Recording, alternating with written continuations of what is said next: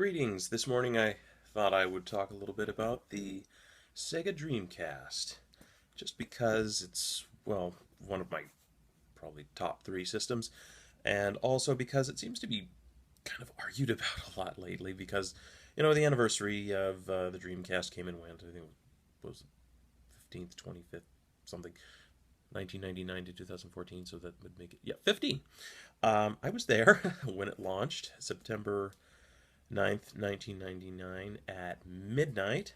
And I remember it very well because it was the day when there was this enormous lightning storm where I lived, and over 1,000 lightning strikes in one night in a place that never got lightning that you could actually see. That's how rare lightning was there. So for me, it was, yeah, it was kind of this crazy, weird phenomena that there was something very special about that day. So I remember it very, very well. I was also My parents didn't really want me staying up past midnight usually, and in fact, my parents drove me down to the store at midnight. It was kind of a big deal when all my friends came along, even though they had no interest at all. They were like, oh, "Okay, we'll go with you." So it was kind of a special day for me.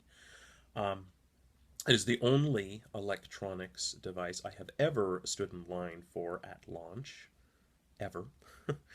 um, and when the iPhone, the latest one came out, people said, "Would you stand in line?" I said, "I would stand in line for exactly one thing, the Dreamcast 2." Because when the Dreamcast came out, it had the best software library of any system at launch ever.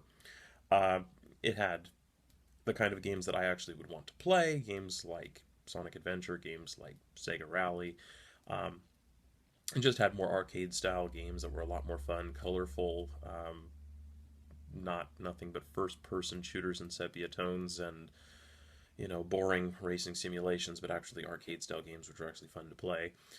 Um, so when people say, "Well, what's the big deal?" Sonic Adventure sucked. Its graphics were terrible. It was glitchy. Oh, their frame rate was terrible. Oh, the graphics were awful. Oh, I hate the controller. A lot of people defend it by saying, "Well, you got to consider the time. We're comparing against the PlayStation, and graphics were much better, and well, you have to consider the time, and controllers have not evolved to the point that they have now." And it's like, no, no, no. I still own one.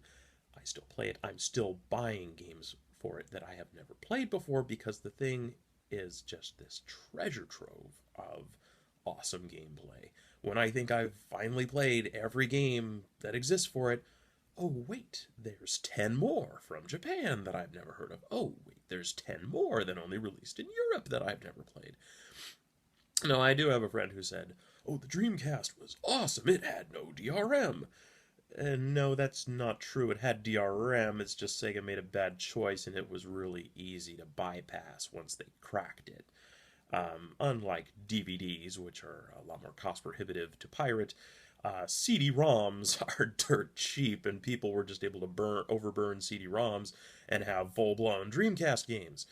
Um, this makes the system good for people who collect, not necessarily because they're going to download and burn a bunch of games, but because it keeps the prices low on most of the games because there's ROMs floating out there everywhere, and a lot of the people who would be buying the games aren't buying the games, so it keeps the prices nice and low. You're picking up copies of the sports games for pennies, and you're still picking up copies of some of the classics for $10, $20.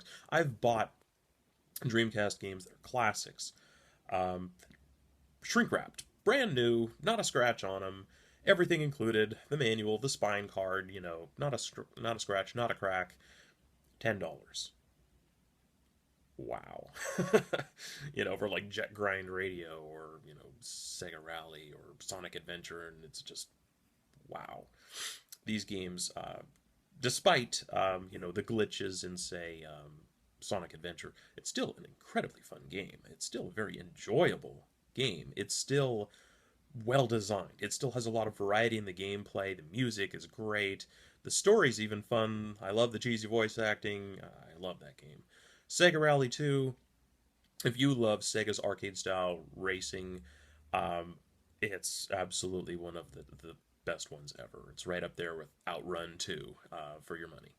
Um, and if you want to get talking about like 2D side scrolling,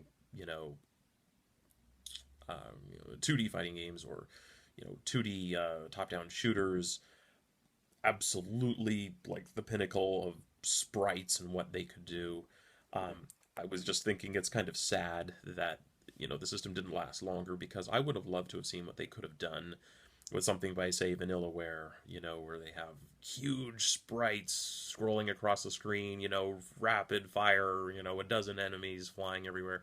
Because the Dreamcast had a lot more RAM than even the PlayStation 2, it arguably should have been able to handle sprites a lot better for that reason. And I get kind of annoyed when people say, well, the PlayStation 2 came and it just blew it out of the water. Like the PlayStation 2 was just so much better, it was inevitable. And the reality is a little bit more mixed than that. In reality, it had a lot more to do with the DVD drive on the PlayStation 2. People wanted a DVD drive, even if the DVD drive on the PlayStation 2 completely sucked. And it did. Because I had a friend who bought one for the DVD drive. And, when it came out, there were all kinds of issues. The colors were off. Some discs wouldn't play. There was more pixelation than a real, DVD player. You had to control it with a controller at first. The remote was really expensive, and and the system was really expensive. So I was like, yeah. I remember when I bought a Dreamcast, people were like, oh, you should wait for the PlayStation 2. I was like, I'm not going to pay $400 for a system that's not as good and doesn't play games as well. I mean, the launch titles for PlayStation 2 were terrible. They were awful. I've played some of the early games for it. I mean, you talk about, you've always had aliasing issues in pretty much all of Sony's machines. PlayStation 3 had aliasing issues at launch, which was why I didn't buy one of those at launch either. But the PlayStation 2, oh god, the graphics were horrible. But people said, oh no, they're better, it's the newest, it's the latest, it's great, it's Sony. Marketing. That's the other reason why, Dreamcast didn't take off and Sony did. Was just people just had at that point, they just bought into the brand. They had become Sony fanboys, and they were like, oh, I've got to buy the Sony one, it's going to be the best. They didn't care about reality. They didn't actually, care about the quality of the games. They were just like, if they build it, we will come. They could have put out a silver brick, and people would have paid $400 for it at that point. Much as Sega was before they launched the 32X and the Saturn, there was some brand loyalty there at one time. So I still play my Dreamcast regularly. Arcade perfect version of Hydro Thunder. I played every version of that game in existence. It's arcade perfect. You don't want the PlayStation version. You don't want the 64 version. You don't even want the Xbox or the PlayStation 2 version on the compilations of arcade hits. Nope, you want the Dreamcast version. And if you can, you want the Dreamcast versions of all the games that got re-released on other systems because, as the editors joke, when they re-released Skies of Arcadia and they re-released, some of the other, Dreamcast classics for other systems, now with more bugs. If you get Sonic Adventure, don't make the mistake I did and get the 360 version with even more bugs. Don't get the GameCube version. Nope, get the Dreamcast version. You still got your Dreamcast? Yeah. That's the version you want. I also tell people, if you want to get started in game collecting, you want either a Saturn or a Dreamcast because it has a lot of good titles, which are still dirt cheap. There's not a lot of things you can say that about, but yes, you can still get, $20, $30. You can get a Dreamcast. Perfect working condition. The thing is tiny. It's power efficient. It's quiet. It doesn't sound like a jet engine turning on like the 360 does. It also runs really cool, not, flame jet shooting out of it like your PS3 and your 360 where it is going to melt your table. Yeah, it's a great system. It's incredibly reliable. I've never known one to crash, hang, skip, or go bad on you. How many videos on YouTube are there about how to repair your Dreamcast? I've gone through 3 360s and 2 PlayStation 3s. Still using Dreamcast number 1. Who built the better system? I've got an Xbox that's breaking. I've had a PlayStation that the laser was giving out. Dreamcast is still working just fine. So if you want to save some money, that's the other aspect. If you're going to play the thing to death, yeah, you want a Sega-made system because they don't break. Just one last thing to consider. So, yeah, I just want to give my 2 cents. A lot of people say, well, it was a great system. No, it is a great system. It's such a well-designed system that there's still homebrew putting out games for it. It's really easy for programmers to create games for it. It handles 2D extremely well. It's very powerful. It's cheap to develop for. It's got a lot, it's a great system. It's cheap to buy. It's much cheaper to buy than the other systems. So, yeah, there's still a lot of life left in that puppy. It is a great system. They're still making games for it, here and there.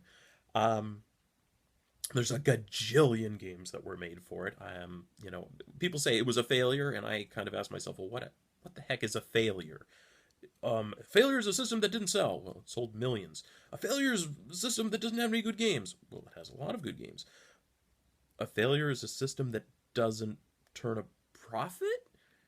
Yeah, I could buy that argument. It didn't turn a profit for Sega. They lost a lot of money. But failure for me? No. Failure for you? I don't think so. If you buy one of those, that's a good investment. I wouldn't call that system a failure. If that system's a failure, well, gosh, then there's failures everywhere. If the only one that's a winner is the one that's number one and makes billions of dollars for the company, then almost nothing's a winner. That's the hardware business. You lose money. That's just kind of how it is. So, at any rate, that's about all I have to say about that. I don't think that system's a loser. Never have. And I just want to, yeah, restate, pull that thing out of the closet if you have one and play it. If you don't have one, you might want to consider it because, yeah, that system's no failure.